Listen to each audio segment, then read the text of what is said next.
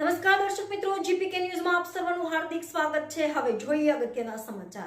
ડભોઈ તાલુકાના ભીમપુરા અને કરનેટ ગામે ઓરસંગ નદીમાં મોટા પ્રમાણમાં ટ્રેક્ટરોમાં જેસીબી મશીનથી રેતી ઉલેચવાનો કાળો કારોબાર છેલ્લા ઘણા મહિનાથી કરતા હોય છે અને ઠેર ઠેર નદીમાં ઊંડા ખાડા પાડી દીધા હોય ત્યારે ગ્રામજનો દ્વારા ઓરસંગ નદીમાંથી રેતીનો ગેરકાયદેસર વેપલો કરતા સંચાલકો સામે આક્રોશ વ્યક્ત કર્યો હતો।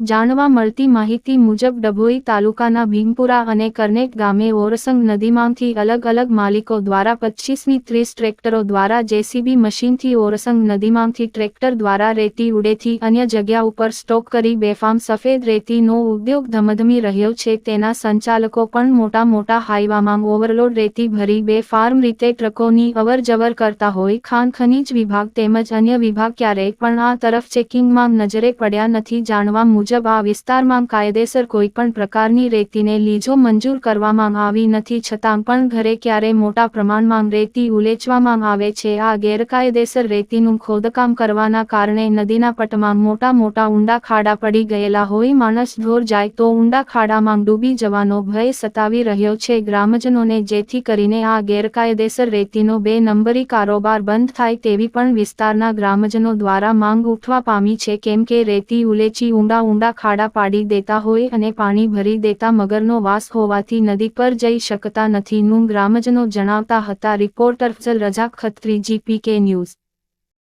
જીપીકે ન્યૂઝના સમાચાર જોવા માટે લાઈક કરો, શેર કરો અને સબસ્ક્રાઇબ કરો અને કમેન્ટ કરવાનું ભૂલશો નહીં।